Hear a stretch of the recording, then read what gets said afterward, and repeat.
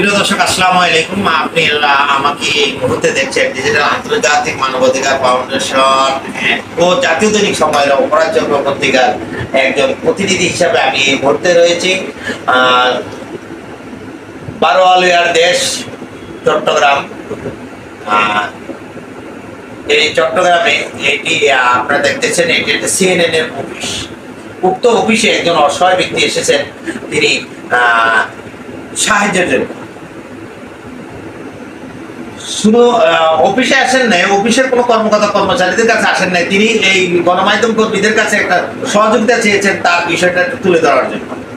তিনি দেশবাসীর কাছে তার একটু সাহায্য চাচ্ছেন। আমরা অনেক সময় অনেক পথে আমরা টাকা ব্যয় করি, দেখা যাচ্ছে আমাদের বা আপনাদের একটু সহযোগিতায়, মাত্র একটি টাকার সহযোগিতায় একটি মানুষ সুন্দরভাবে সুস্থ জীবনযাপন করতে পারে।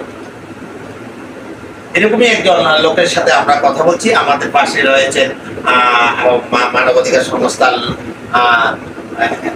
কর্মরত চট্টগ্রামের একজন প্রতিনিধি ও ক্রাইম সোসাইটির একজন গণমাধ্যম কর্মী। আচ্ছা, আপনি নামটা? নীলুফা আক্তার। আপনার ঠিকানা?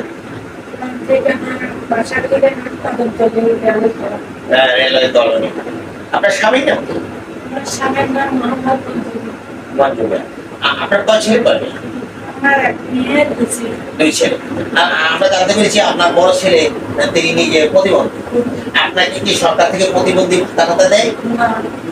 আপনি তো একজন বৃদ্ধ মানুষ, আপনি কি কোনো বৃদ্ধ ভাতা দেয়? তাও দেয় না।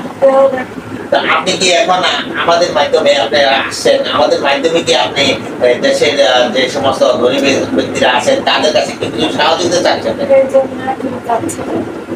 চাচ্ছেন? আমরা এই মুহূর্তে কথা বলছি, আমরা যে ক্রাইম রিপোর্টার্স যে ইয়াটা আছে, সংগঠনটা আছে, তার এক প্রতিনিধির সাথে। ম্যাডাম, আপনারা তার জন্য কি সহযোগিতা করতে পারেন দেশবাসীর কাছে বলেন? আমরা চাচ্ছি দেশবাসী যেমন তাকে একটু যেমন মানুষ হিসাবে যেমন বেঁচে থাকতে পারে, এই সামান্য কিছুর মধ্যে বিনিময়, যেমন মানে 2 টাকাও ওনার জন্য এখন অনেক কিছু। তাই আমরা সবাই মিলে চাচ্ছি যে উনি যেমন চিকিৎসাটা পায়। আমি আবার চলে যাচ্ছি উক্ত বিষয় নিয়ে। একটি বিষয়, এই উক্ত বিষয়টা তুলে ধরতে গিয়ে আমার চোখে ভেসে উঠেছে একটি দুঃখজনক বিষয়।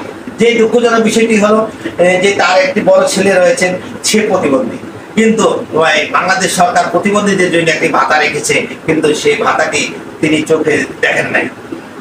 এবং তিনি নিজেও একজন বৃদ্ধ একটি ভাতাও রয়েছে, সেই ভাতাটি তিনি পাচ্ছেন না। যদি এই প্রতিবন্ধী ভাতাটি এবং বৃদ্ধ ভাতাটি যদি তিনি যদি পাইতেন, তাহলে আমার মনে হচ্ছে যে দেশবাসীর কাছে তিনি একটি টাকা সহযোগিতা চাওয়া প্রয়োজন ছিল না। তাই আমি উক্ত বিষয়টি সরকার ও চট্টগ্রাম জেলা প্রশাসকের দৃষ্টি আকর্ষণ করছি।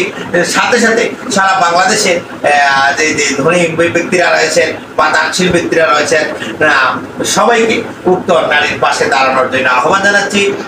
সাংবাদিক বাহাদুর চৌধুরী, ডিজিটাল আন্তর্জাতিক মানবাধিকার ফাউন্ডেশনের কেন্দ্রীয় কমিটির যুগ্ম মহাসচিব, জাতীয় দৈনিক সময়ের অপরাধ চক্র crime news, Chattogram CNN office থেকে।